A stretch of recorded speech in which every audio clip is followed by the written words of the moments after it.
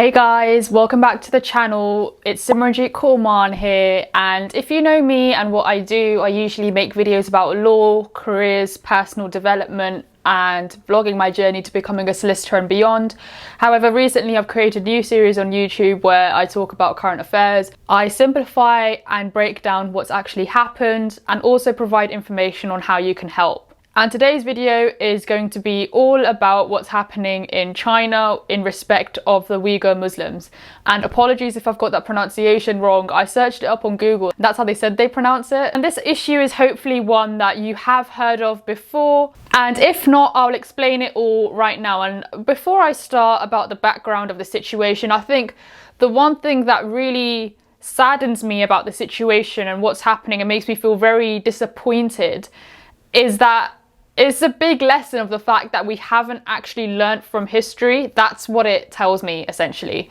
But let me give you the background now. So let's start off with who the Uyghur Muslims actually are. They are a Muslim Turkic ethnic group. The majority of Uyghur Muslims are found in the Xinjiang region, which is an autonomous northwest region of China. Approximately 11 million Uyghur Muslims can be found in Xinjiang. However, you can find Uyghur Muslims in places like Kazakhstan, Uzbekistan and Australia. Now, the region Xinjiang itself used to be known as East Turkestan until it was annexed to China in 1949. Many Uyghur Muslims, however, still refer to their homeland as East Turkestan rather than Xinjiang. Now, if we look at satellites from 2015 to 2018 in Xinjiang, you'll realize that in 2015, Xinjiang was mainly just vast empty land with barely anything there. And if you compare that to a satellite in 2018, you will see a large compound. And this is what is being stated as the concentration camp, where 1 to 2 million Uyghur Muslims have been interned there since 2017. Now, you hear the word concentration camp, and I don't even need to remind you about what you think when you hear that word. And it's not good. It's not good at all. The Chinese government have long refused and denied that these concentration camps exist. But then pictures of barbed wires, electric fences, all of that started emerging. Watchtowers as well, I think. All of those kind of things started emerging in images across Xinjiang. And then the Chinese government said, well, actually, these are re-education centers for Uyghur Muslims. However, countless members of the minority group itself have stated that these camps are not for re-education, they are actual concentration camps. This is where they are in fact beaten, mistreated, detained purely because of their religion. Again, can you not see the mirrors as to this exact thing has happened before? And this issue with the Uyghur Muslims and the authorities in China hasn't only happened recently. There have been situations in the past where Uyghur Muslims have not been allowed to practice their religion. For example, in 2017, the law was passed by the authorities that men were not allowed to have long beards and women were not allowed to wear veils, and several mosques were also demolished. Now, in respect of the camps themselves, and apologies if this creates quite disturbing imagery in your head, so just a bit of a trigger warning, but when there was drones flying over the camps themselves, you could see people kneeled, blindfolded, shaven heads, waiting to board trains. The BBC have also received first-hand reports from Uyghur women. It's really difficult to say, but they have been forcibly sterilized.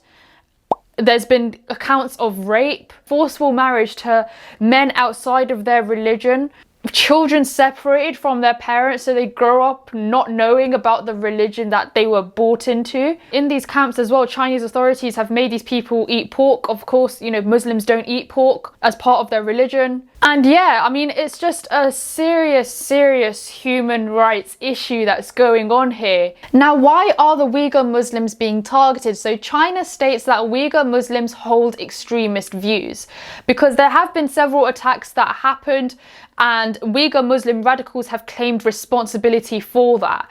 For example, there was an attack in the capital, Urumqi. I'm not sure whether I pronounced that correctly, but there was an attack in the capital in 2019. And there were knife attacks at Cunning railway station in 2014. However, this doesn't justify the treatment of literally millions of this ethnic minority group who had nothing to do with these attacks. Now, what is the global response following what has happened here?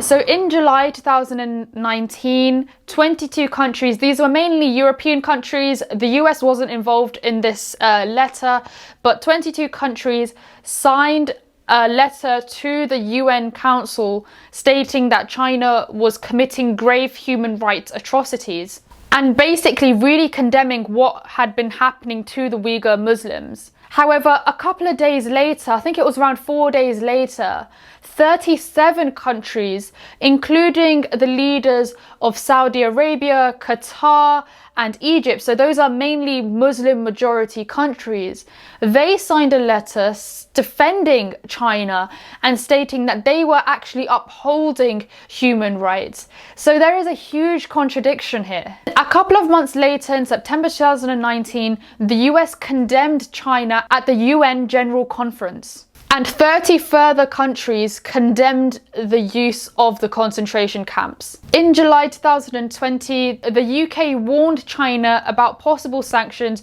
due to the gross human rights violations that have been committed. However, when Dominic Raab, the Foreign Secretary of the UK, was asked about whether the Uyghurs were facing genocide, he said that the international community had to be careful when making such statements.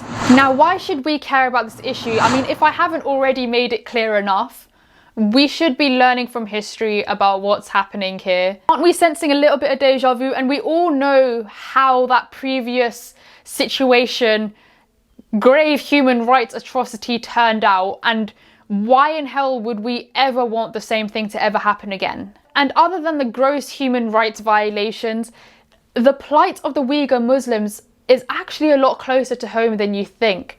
Think about the clothes you and I are wearing right now. There are valid links between the clothes we are wearing and the forced labour that Uyghur Muslims are being forced to undertake in Xinjiang. So imagine, I didn't know this before researching, but 20% of the world's cotton comes from Xinjiang. And that means nearly every major brand you wear is somewhat implicated here. Now, what can we do to help? Of course, our voices matter. It's really important to raise awareness of issues going on around the world. Alongside using your voice, you want to educate yourself as well. So if someone does ask you a question or wants to know more about what's happening in China, at least you're able to answer that question for another individual and spread that awareness in that way. However, there are other things that we can do to help. I have put some links to petitions in the video description below, so do check that out. One petition in particular talks about boycotting the Winter Olympics that's being held in Beijing in 2022. 180 organizations have already urged the government to boycott this event. Donations are very difficult to get into China, but you can donate to Uyghur Muslims who have fled to neighbouring countries. I've put the links to some ways in which you can donate in the video description as well.